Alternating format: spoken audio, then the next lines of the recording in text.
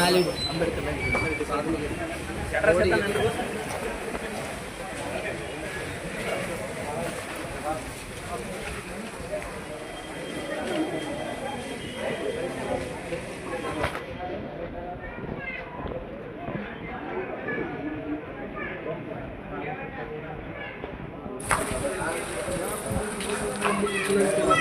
ಆಗಲ್ಲ.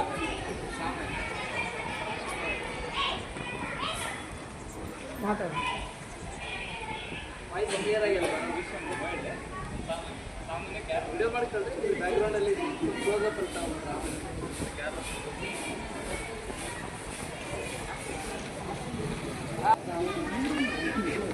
ನಮಸ್ಕಾರ sir.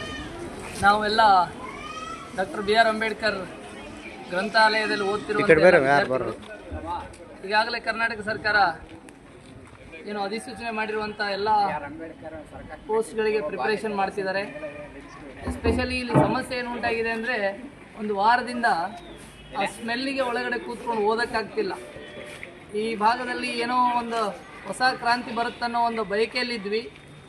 But ಓದೋದಕ್ಕೆ ಅವಕಾಶ ಮಾಡದಿರೋ ಹಾಗೆ ಗೌರ್ಮೆಂಟ್ ಏನೋ ಅಧೀನದಲ್ಲಿರುವಂಥ ಹಾಸ್ಟೆಲಿಂದ ಬರುವಂಥ ಎಲ್ಲ ಸ್ನಾನದ ಕೊಳದಿಂದ ಬರುವಂಥ ನೀರೇನಿದೆಯಲ್ಲ, ಅದು ಡೈರೆಕ್ಟಾಗಿ ಡಾಕ್ಟರ್ ಬಿ ಆರ್ ಅಂಬೇಡ್ಕರ್ ಅವ್ರ ಲೈಬ್ರರಿ ಮುಂದೆ ನಿಂತ್ಕೊಳ್ಳುತ್ತೆ.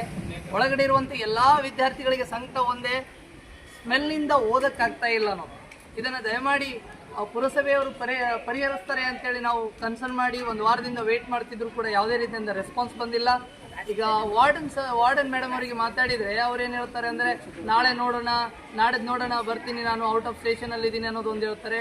ಇಲ್ಲಿರುವಂಥ ಓನರಿಗೆ ಹೇಳಿದರೆ ಅದು ನಮಗೆ ಸಂಬಂಧ ಇಲ್ಲ, ನೀವು ಹೋಗ್ಬಿಟ್ಟು ವಾರ್ಡನಿಗೆ ಕೇಳ್ರಿ, ಅಲ್ಲಿ ಯಾರಾದರೂ ಅವ್ರಿಗೆ ಕೇಳ್ರಿ ಅಂತ ಹೇಳ್ತಾರೆ. ಕೊನೆಯದಾಗಿ ನಾವು ತಾಲೂಕಾ ಏನು ಅಧೀನದಲ್ಲಿ ಬರೋದಕ್ಕೆ ತಾಲೂಕು ಆಫೀಸರ್ಸಿಗೆ ಕೂಡ ಕಾಲ್ ಮಾಡಿ ಮಾತಾಡಿದ್ರು ಕೂಡ ಅದನ್ನು ನಾವು ಮುಂದೆ ನೋಡ್ಕೊಳ್ತೀವಿ, ನೀವೆಲ್ಲ ವೇಟ್ ಮಾಡಿ ಅನ್ನೋದಕ್ಕೆ ಹೇಳ್ತಿದ್ದಾರೆ. ಹೊರತು ಪರಿಹಾರ ಒಂದು ಕಂಡುಕೊಳ್ತಾ ಇಲ್ಲ. ಯಾವುದೇ ಕಾರಣಕ್ಕೂ ಇಲ್ಲಿರುವಂಥ ಎಲ್ಲ ವಿದ್ಯಾರ್ಥಿಗಳಿಗೆ ತೊಂದರೆ ಆಗ್ತಿರೋದು ಒಂದು. ಇನ್ನೂ ಒಂದು ಮುಂಬರುವಂಥ ದಿನಗಳಲ್ಲಿ ಇವರೆಲ್ಲರೂ ಕೂಡ ಗೌರ್ಮೆಂಟ್ ಎಂಪ್ಲಾಯ್ ಆಗಬೇಕನ್ನೋ ಕನಸು ಕಟ್ಕೊಂಡು ಕುಂತಿದ್ದಾರೆ. ಬಟ್ ಓದೋದಕ್ಕೆ ಅವಕಾಶವನ್ನು ಒದಗಿಸ್ಕೊಡದೆ ಈ ಥರ ಒಂದು ಏನೋ ಒಂದು ಸಮಸ್ಯೆಯನ್ನು ಕ್ರಿಯೇಟ್ ಮಾಡ್ತಿರುವಂಥದ್ದು. ಇಲ್ಲಿ ಗರ್ಲ್ಸ್ ಹಾಸ್ಟೆಲ್ ಬೇಡ ಅನ್ನೋ ಉದ್ದೇಶ ನಮಗಿಲ್ಲ. ಹಾಸ್ಟೆಲ್ ಇರಲಿ, ನಮ್ಗೆ ಯಾವುದೇ ತೊಂದರೆ ಇಲ್ಲ. ಬಟ್ ಬರ್ತಿರುವಂಥ ಸಮಸ್ಯೆಯನ್ನು ಪರಿಹಾರ ಮಾಡಿಕೊಟ್ರೆ ಸಾಕಂತೀವಿ ನಾವು. ಟಾಯ್ಲೆಟ್ ನೀರೇ ಅದು. ಇಲ್ಲಿ ಒಳಗಡೆ ಕೂತ್ಕೊಂಡ್ರೆ ಮೂಗು ಮುಚ್ಕೊಂಡು ಕೂತ್ಕೊಳ್ಬೇಕಾಗತ್ತೆ. ಯಾವುದೇ ರೀತಿಯಿಂದ ಫ್ಯಾನ್ ಆನ್ ಮಾಡಿದ್ರು ಕೂಡ ಹೊರಗಡೆ ಇರುವಂಥ ಗಾಳಿಯನ್ನೆಲ್ಲ ಒಳಗೆ ಇಳ್ಕೊಳ್ತಾ ಇದೆ. ಕೂತ್ಕೊಂಡು ಓದೋದಕ್ಕೆ ಸಮಸ್ಯೆಯನ್ನು ಉಂಟು ಮಾಡ್ತಿರುವಂಥದ್ದು. ಎಸ್ಪೆಷಲಿ ಇಷ್ಟೆಲ್ಲ ವಿದ್ಯಾರ್ಥಿಗಳು 600 ರೂಪಾಯಿ ತಿಂಗಳಿಗೆ ಕಟ್ಟಿ ಓದೋದಕ್ಕೆ ಅಂತೇಳಿ ಬಂದಿರುವಂಥದ್ದು. ಅಂಥದ್ರೊಳಗೆ ನಾವು ಪ್ರೊಫೆಷನ್ನ ಬಿಟ್ಟು ಇದನ್ನು ಕೆಲಸ ಓದೋದಕ್ಕೆ ಅನ್ನೋದು ಒಂಚೂರು ಟೈಮ್ ಸಿಗುತ್ತೆ ಅಂದರೆ ಓದೋದಕ್ಕೆ ಅದನ್ನು ಕೂಡ ಅವಕಾಶನ ಒದಗಿಸ್ತಾ ಇಲ್ಲ.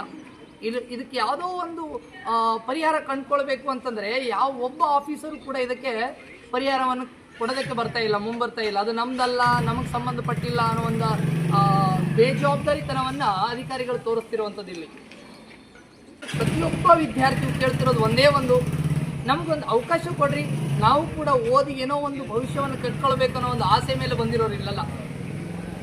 ಇದಕ್ಕೆ ಒಂದು ಪ್ಲೇಸ್ ಕೊಟ್ಟರೆ ಸಾಕು ಅನ್ನೋ ಒಂದು ಉದ್ದೇಶದಿಂದ ಇಷ್ಟು ದಿನ ಇದ್ವಿ. ಮೊದಲಿಂದೆಲ್ಲ ನಡ್ಕೊಂಡ್ಬಂದಿದೆ.